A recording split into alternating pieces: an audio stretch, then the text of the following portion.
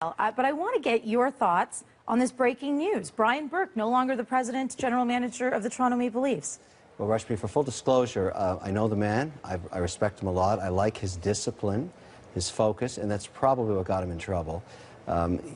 He should be an owner himself. That's the way I look at it. He certainly acted that way, and that's good in some ways in running a team. But here's the issue I would have if I owned equity in the Leafs. Here's a team that represents about 75% of the EBITDA, the free cash flow of the entire league of the NHL. And they don't even have to win a game. So here's your quandary. If you're forgetting about the sports and the pride of winning, why pay for expensive players at all? You could put on the worst performance. They make the most cash flow, and they're the worst performers. That's the way you look at it. And that's a real interesting quandary, because in some ways, you could just put baby seals out there on the ice with hockey sticks and make a fortune, because you don't have to pay baby seals anything. So I think there's going to be a new way to run a team like this, because you're missing, here's the cash flow you're missing. And believe me, in life it all boils down to cash. And by the way, that strike was all about cash. So don't let anybody tell you this isn't about money, because that's what it is. Here's what the Leafs are missing. They never make it to the playoffs. There's all those tickets they never sell in the playoff series. These guys are losers. So maybe the management and the ownership should be looking at extending. In other words, maybe win a couple of games along the way. Maybe win some in the later part of the season where you can make even more money. Because you know the fans are willing to come and sell it out every game. And that's probably has a little bit to do with what happened here. A disagreement on what the direction is to win a couple of games. They know how to lose. They're really good at that.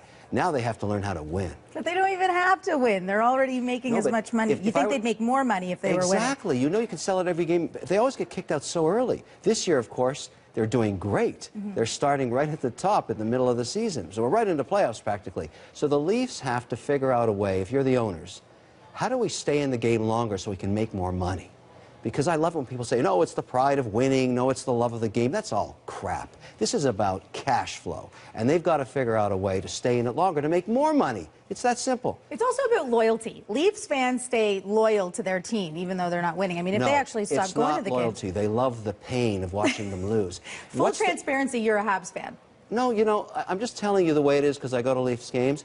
How are they going to lose this time is the question.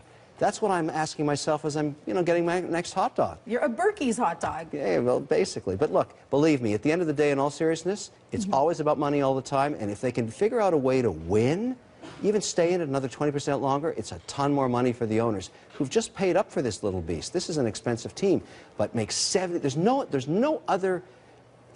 Anywhere else in professional sports do you find a situation where 75% of the cash flows on one team? Well, the picture that you paint, though, makes it unfortunate for anyone to take that position as president and GM, then, of a team that doesn't want to try to win. In defense of this position, it's always going to be the most volatile in professional sports. When you're a GM of a team, you're going to get whacked every 36 months. Don't worry, he's going to land somewhere just fine. He's a very good GM. Maybe as an owner, as you're suggesting. Maybe. He'd be a good one. If you were to write another version of Cold Hard Truth, I know this is your second one, right? If you were to write a third one for the NHL, hockey teams, owners, players, millionaires, billionaires, what advice would you give them? I'd give them to focus on the bottom line. They've really done a great job in trying to fix the model. The players were making way too much money, and now, because they're a commodity. You know, the truth is, people don't talk about it, but here's a fact about hockey. The average journeyman only lasts about 98 games across 36 months, and then there's a whole new crop of young guys coming up. Why pay them so much? Why? Well, I don't understand. Where's it written they should make half the profits? I would treat them like they are. They're commodities. Nice guys, I'm not trying to say anything about, they're wonderful people and all that, but they're a commodity. The owners have something unique and proprietary. They own the team. That's an oligopoly. You pay less for a commodity. It's that simple.